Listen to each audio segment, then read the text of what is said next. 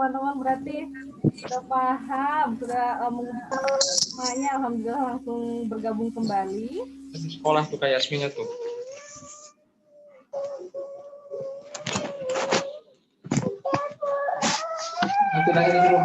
Yeay, masuk lagi. Dikirain lama. Iya, kayak waktu itu pas lagi presentasi. Nya ya. Langsung join kembali, alhamdulillah semua langsung kembali ke ruang Zoom. Tadi sempat bilang hostnya belum masuk. Iya.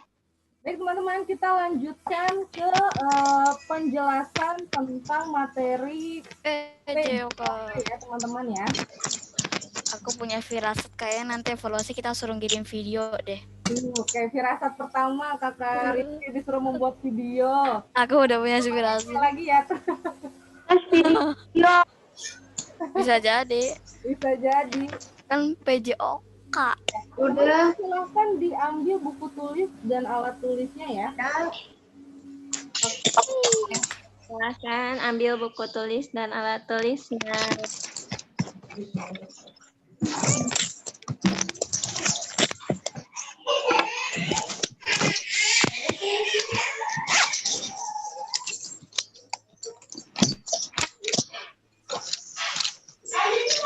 Tolong siapa dulu.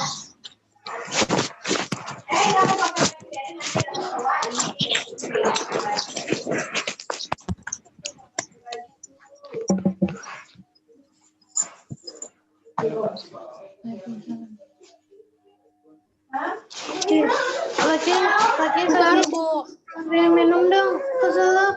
Pakai Saya akan mute Al terlebih dahulu ya teman-teman ya, agar teman-teman tidak terdistrak. Bu Lili, apakah sudah hadir Bu Lili? Sudah Bu, itu ada Bu.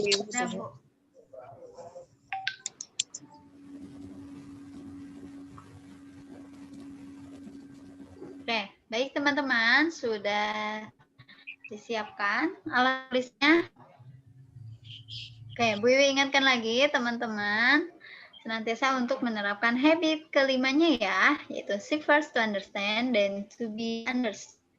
Nah, baik, karena waktu kita lumayan cukup banyak, jadi kita gunakan waktunya untuk teman-teman mendengarkan materi terkait mata pelajaran PJOK, yaitu kebugaran jasmani. Apa sih itu kebugaran jasmani? Teman-teman ada yang tahu? Kebugaran jasmani. Kan teman-teman, wah ini teman-teman pasti pernah kan orang yang terlihat selalu bugar, selalu fresh gitu kan. Dan ternyata kebugaran jasmani adalah kemampuan seseorang dalam rangka melakukan kegiatan sehari-harinya tanpa mengalami kelelahan yang berarti. Jadi, kebugaran jasmani itu adalah kemampuan seseorang melakukan kegiatan sehari-harinya atau aktivitas sehari-harinya tanpa mereka merasa lelah atau capek, ya. Begitu. Itulah kebugaran jasmani. Ya, dicatat ya teman-teman ya. Ya. Kebugaran jasmani adalah kemampuan seseorang dalam melaksanakan kegiatan sehari-harinya tanpa mengalami kelelahan.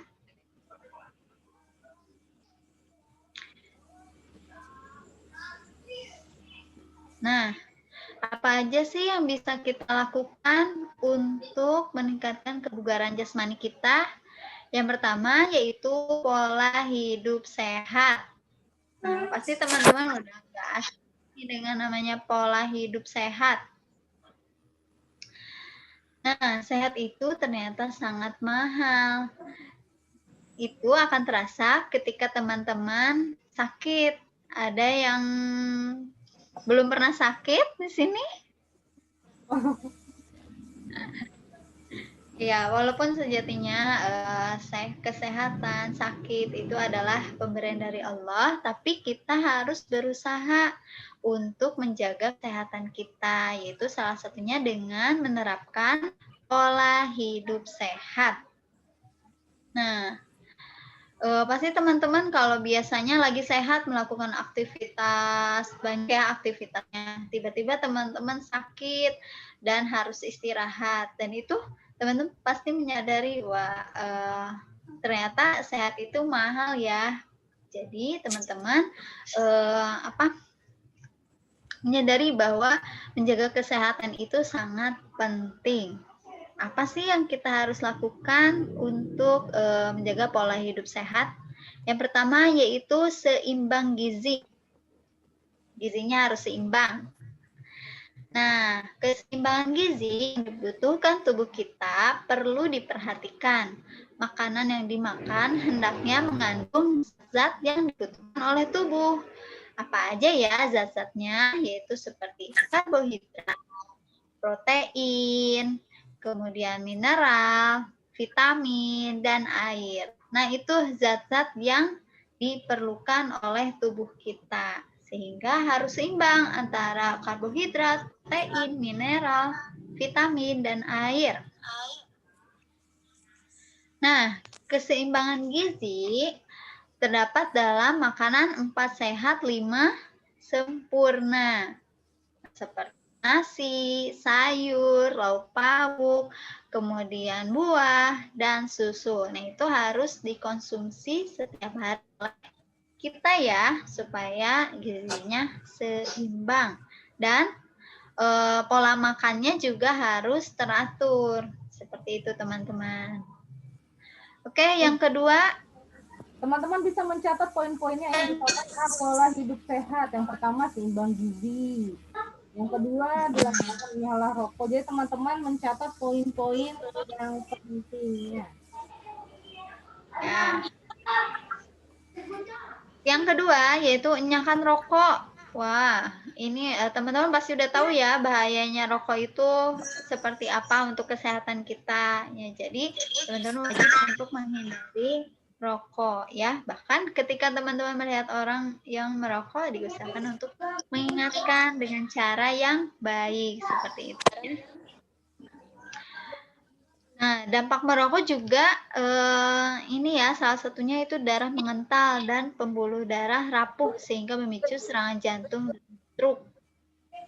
Ya Allah. Dampak lainnya ada kanker, radang saluran pernapasan, fisik lemah, dan menimbulkan impotensi. Jika ingin sehat, maka enyahkan dan hindarkan rokok dalam kehidupan kita. Oke, yang ketiga, hindari dan atasi stres.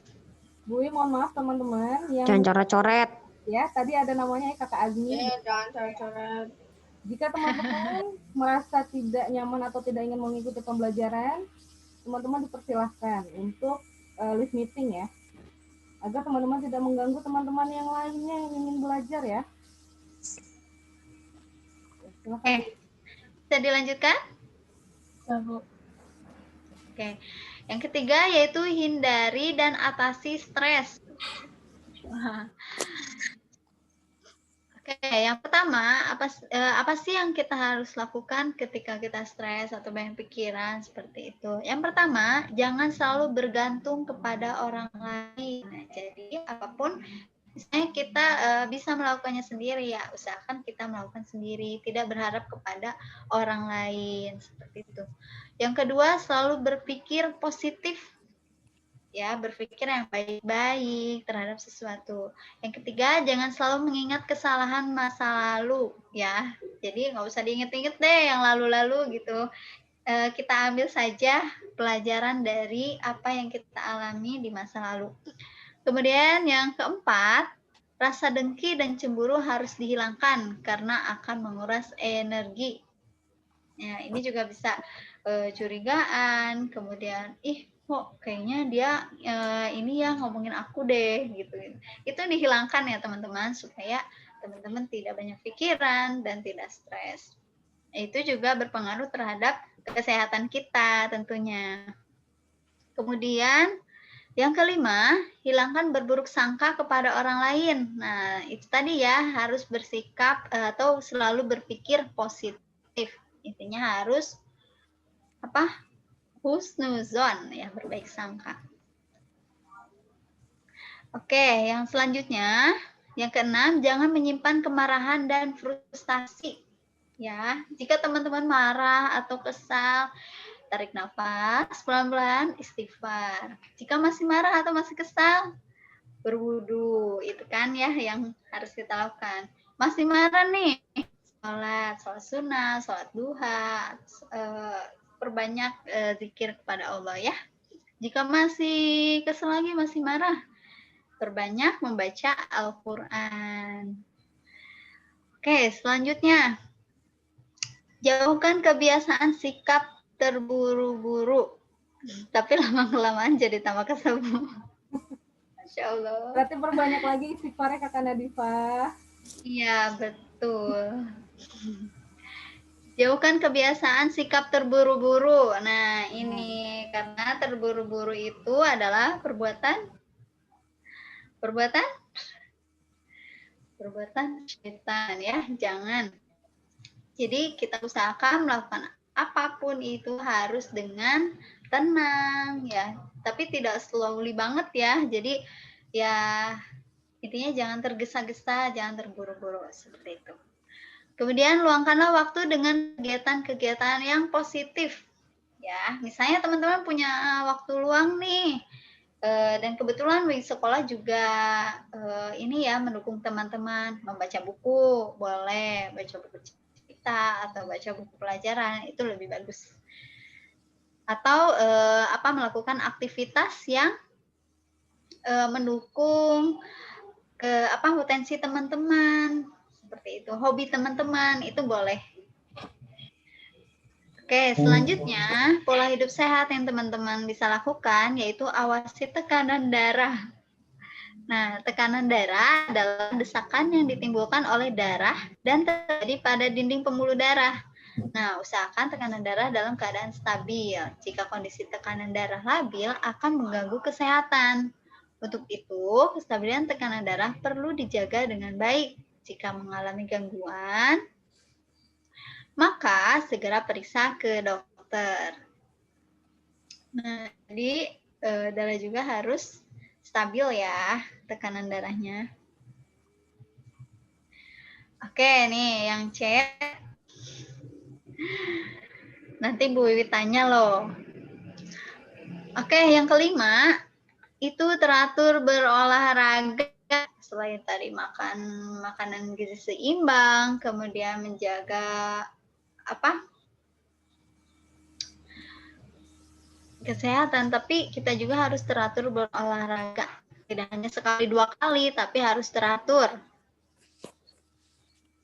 Oke. Supaya apa? Supaya badan tetap bugar. Badan yang sehat dan bugar menjadi aktivitas sehari-hari berjalan dengan lancar. Itu ya manfaatnya. Dan yang keenam, istirahat yang cukup. Ayo, siapa yang di sini suka begadang nih? Usahakan teman-teman tidak begadang ya. Rasulullah SAW pun tidak pernah bergadang teman-teman ya. Jadi usahakan teman-teman untuk istirahat yang cukup. Nah, tidur pada malam hari bagi anak usia SD antara 8 sampai 10 jam. Seperti itu. Oke, selanjutnya Bu Isti. Oh, iya. Jadi teman-teman, selanjutnya yang bagian B akan Bu Isti lanjutkan. Teman-teman tadi sudah dicatat 6 poin ini. Coba Bu. Udah, Bu. Udah, Bu. Teman-teman, Udah, Bu. Sudah mencatatnya. 6 poin ini ya. Iya. Di screenshot, Bu, tadi itu. Iya, Bu. Cepat ya. Oke, baik saja Bu, saya akan menjelaskan tentang bagian B, yaitu peregangan otot dan pelemasan sendi. Peregangan otot dan pelemasan sendi penting dilakukan sebelum melakukan latihan atau disebutnya dengan stretching ya teman-teman, pemanasan. Apa sih Bu Isti yang akan kita rasakan ketika kita melakukan stretching atau pemanasan? Yang pertama, mengurangi kemungkinan terjadinya cedera sendi dan otot. Yang kedua, menghemat tenaga yang dikeluarkan ketika melakukan gerakan. Ketiga, mempersiapkan anggota badan untuk melakukan gerakan dalam latihan yang lebih berat. Yang keempat, untuk melemaskan persendian agar mudah melakukan gerakan dan tidak kaku. Kalau teman-teman yang mengikuti futsal, pasti teman-teman akan melakukan stretching terlebih dahulu ya. Olahraga apapun, berenang, futsal, voli, pasti diawali dengan pemanasan atau stretching. Nah, di sini teman-teman ada cara melakukan peregangan otot ya. Ada peregangan otot tangan. Yang pertama berdiri tegak, di sini ada tutorialnya. Jadi tangan kita seperti ini, baik yang kanan, baik yang kiri. Nah, ini disebut dengan peregangan otot tangan. Coba teman-teman dipraktekkan tangannya seperti ini. Seperti pada gambar, ini disebut dengan peregangan otot tangan ya. Biasanya kayak gitu aku setiap pagi bangun-bangun tidur. Kanan atau yang tangan kiri. Kemudian yang kedua, peregangan otot leher. Otot lehernya itu bisa dari samping kanan ke kiri, atau ke depan, kemudian ke belakang, atau menghadap ke kanan atau ke kiri, di mana otot leher kita itu merasakan peregangan atau pemanasan. Nah, biasanya dengan hitungan 2 kali 8, hitungan 1, 2, 4, 5, 6, 7, 8. Yang ketiga, peregangan otot pinggul. Nah, ini biasanya tangan itu dijumpaikan ke bawah sampai dengan menyentuh ujung kaki. Ya. Berdiri tegak, kedua kaki dibuka selebar bahu, kedua tangan di samping badan. Renggutkan badan ke bawah sampai kedua tangan menyentuh lantai dan kembali lagi ke sikap semula. Dan lakukan secara bergantian. Yang keempat yaitu peregangan otot kaki. Seperti ini. Jadi lutut kita tahan dengan tangan dengan hitungan juga biasanya ya. 2 kali 8. Ini dilakukan bergantian antara kaki kanan dan kaki kiri. Ada juga pelemasan sendi lutut nih teman-teman nih dengan cara berdiri tegak, kedua kakinya rapat dan kedua lutut itu dibengkokkan. Yang ketiga, kedua tangan memegang lutut dan diputar ke kanan 2 kali dan ke kiri 2 kali. Dihitung dalam 2 kali 8 hitungan. Kemudian ada sendi bahu, pelemasan sendi bahu yaitu dengan berdiri tegak, kaki rapat, kedua tangan direntangkan ke samping, putar kedua tangan mulai dari putaran lambat sampai dengan cepat. Teman-teman kalau di sekolah dengan Pak Babay apakah selalu melakukan stretching terlebih dahulu kan?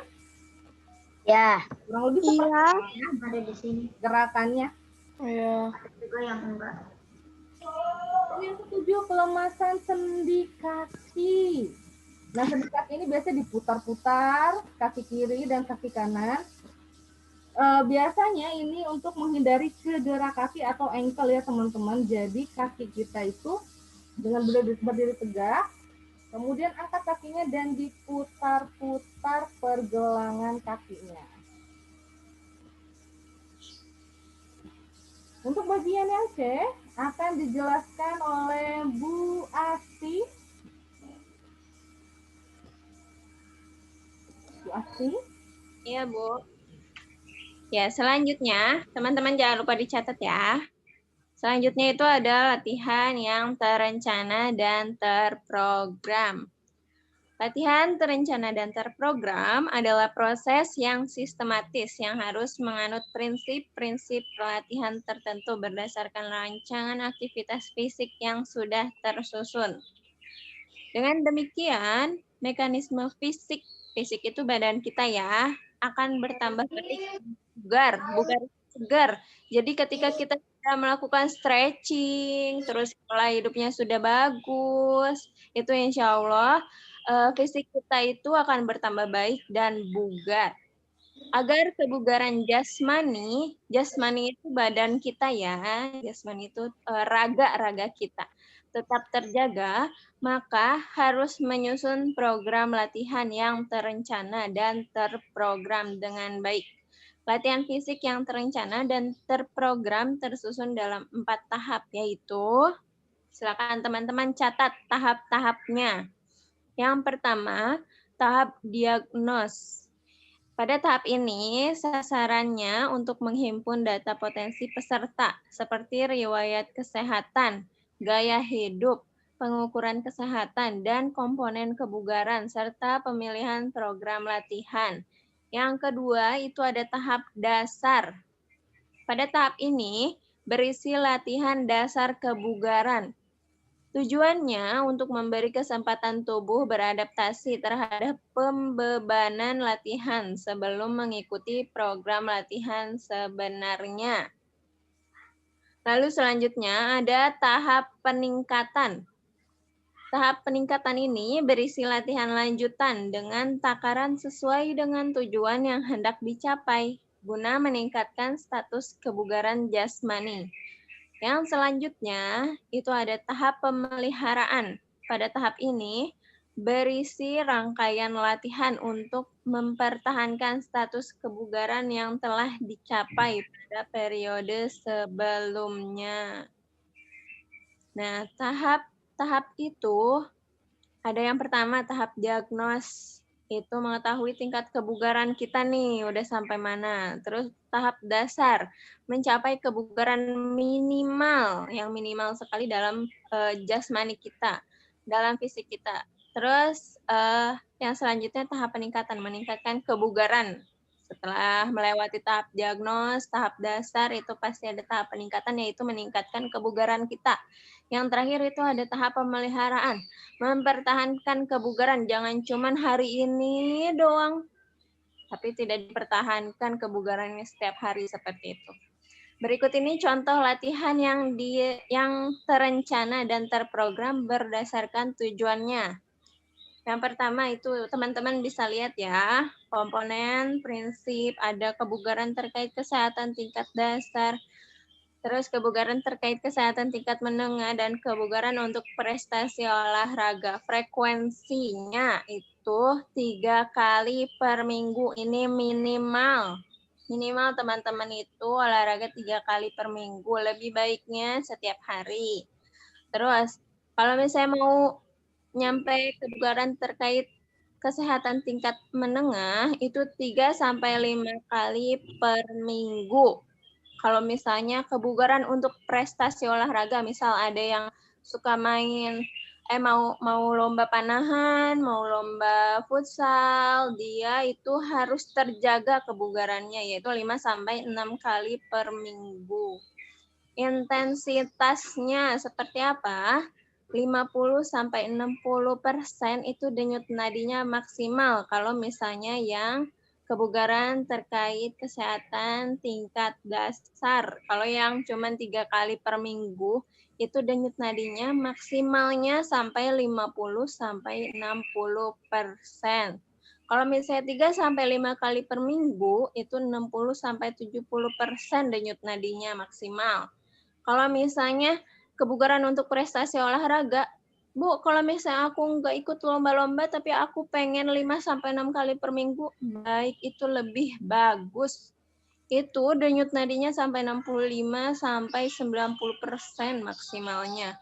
Bu, Ya, maaf mau nanya, kalau misalkan di bawah 50-60% gimana dong, Bu?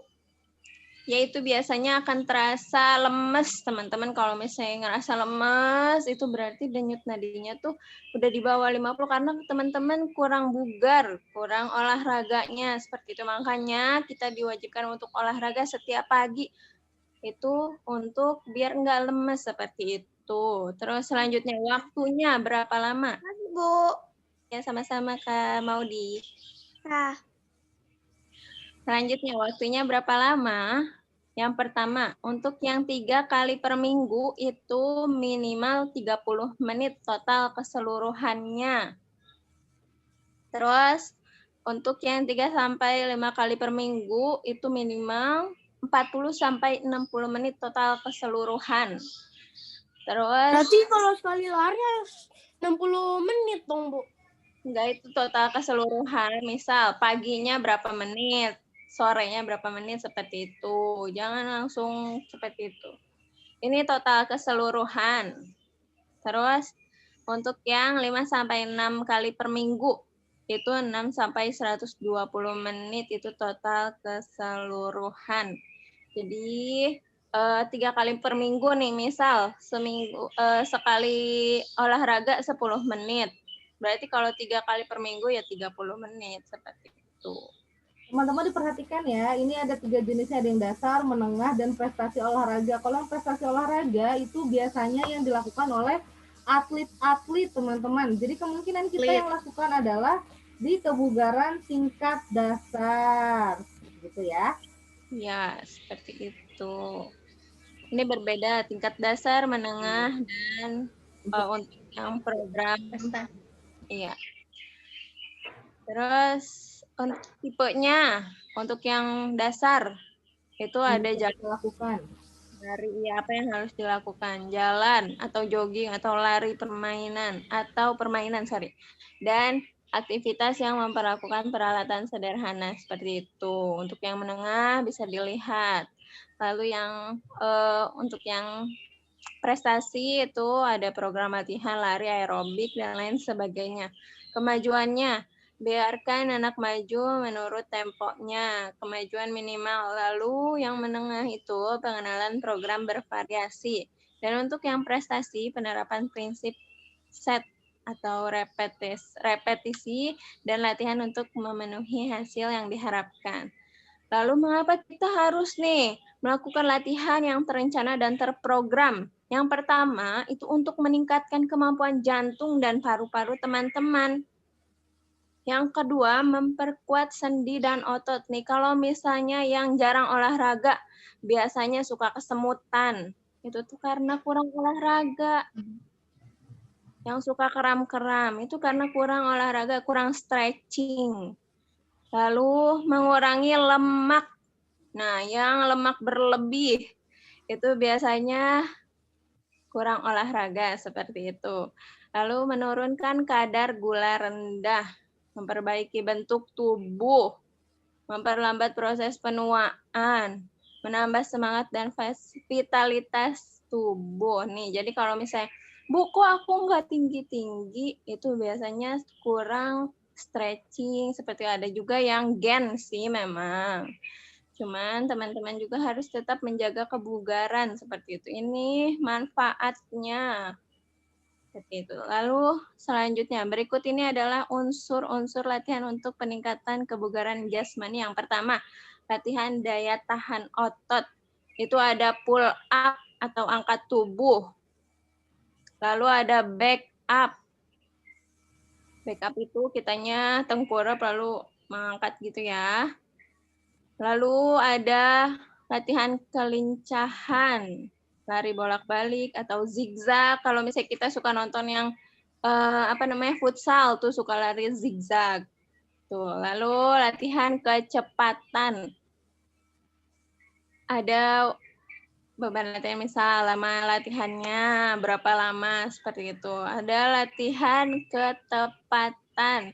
Misalnya membuat lingkaran di dinding diameter 20 cm, terus lakukan lemparan bola ke dinding. Hitung lemparan bola mengenai sasaran dalam lingkaran itu berapa banyak. Itu ketepatan. Atau misal panahan. Panahan itu harus tepat menuju ke sasaran. Iya. Terus misal main bola harus tepat masukkan ke gawang seperti itu. Ya, baik, terima kasih Bu Asih. Sama-sama, Bu Isti. Selanjutnya untuk yang D, latihan yang berkelanjutan untuk meningkatkan kebugaran. Ini memiliki 4 poin. Yang pertama yaitu frekuensi. Yang kedua intensitas. Yang ketiga adalah waktu, dan yang keempat adalah tipe ya teman-teman. Yang pertama, untuk frekuensi adalah seberapa sering seseorang melakukan aktivitas jasmani yang berkaitan dengan kesehatan. Untuk setiap komponen, guna mencapai derajat kebugaran jasmani yang memadai, frekuensi latihannya adalah 3-4 kali per minggu. Oke.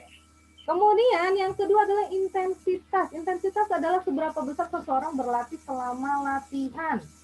Untuk meningkatkan kebugaran jasmani, seseorang harus melakukan aktivitas jasmani yang lebih berat dari biasanya. Takaran beratnya latihan tergantung pada tujuannya.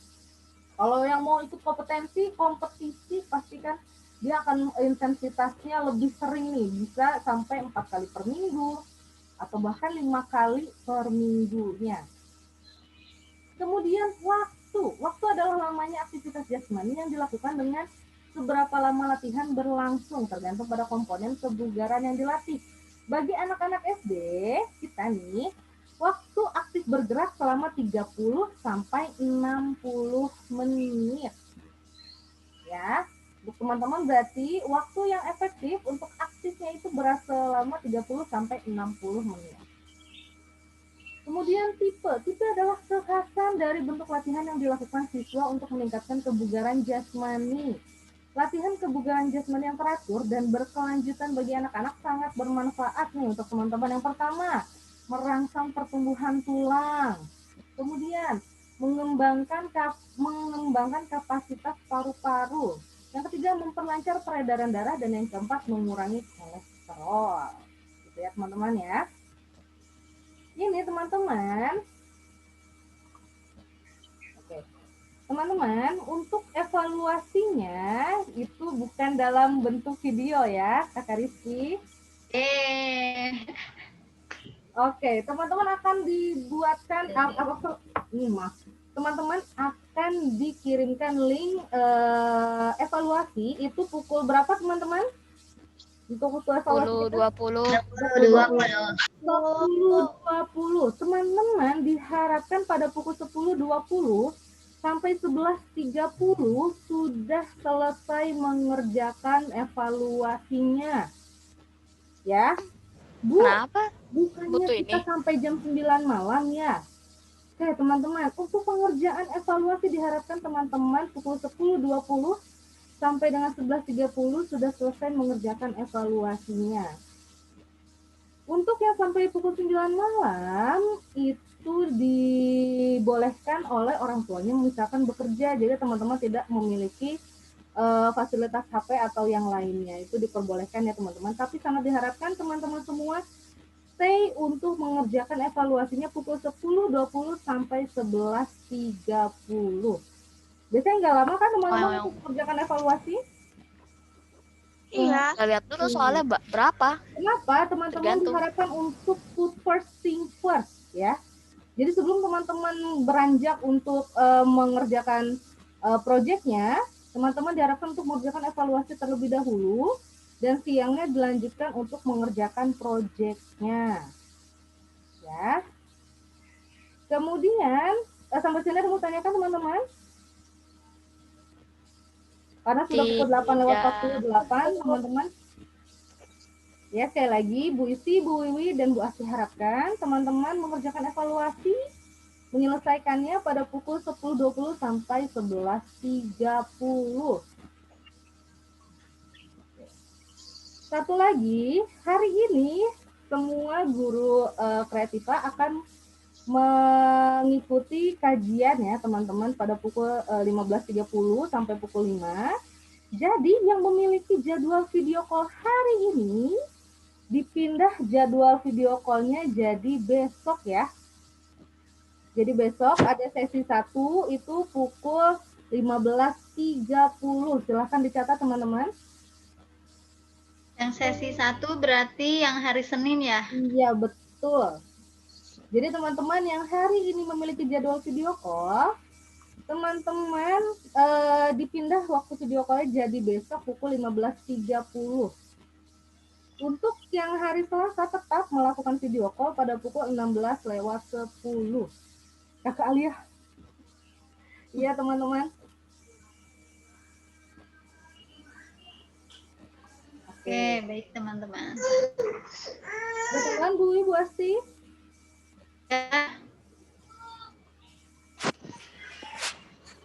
Ya, jika yang besok ada, mungkin jika kalau misalnya ada yang, ya gimana sih?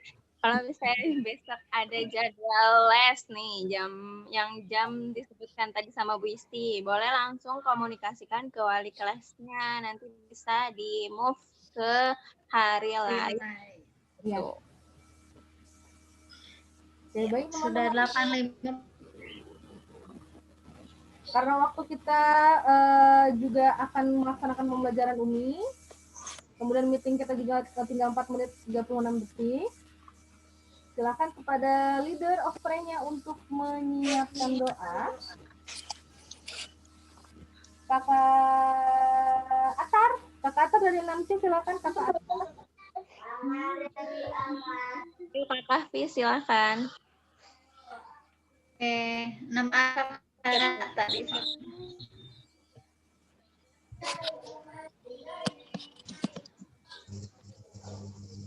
Bersikap siap berdoa tangan yang diangkat kepada pengantin yang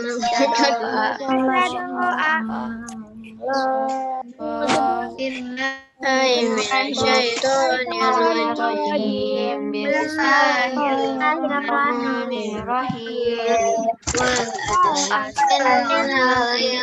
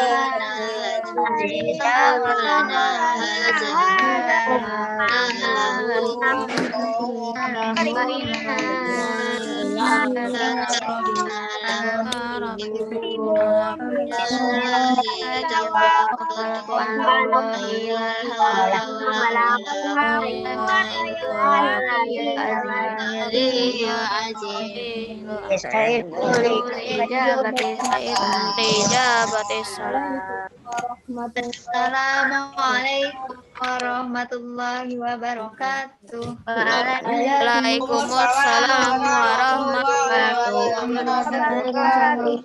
Terima kasih banyak teman-teman yang sudah mengikuti pembelajaran hari ini dengan sangat tertib dan selalu mengaktifkan kamera. Kemudian teman-teman yang melaksanakan UMI tetap semangat dan jangan lupa untuk sholat duha. Ya. Oh ya. Silakan teman-teman boleh leave meeting ya. Oke. Terima kasih Bu. Teman-teman. Terima kasih semua. Izin live ya. Assalamualaikum. Waalaikumsalam warahmatullahi wabarakatuh. Bye-bye.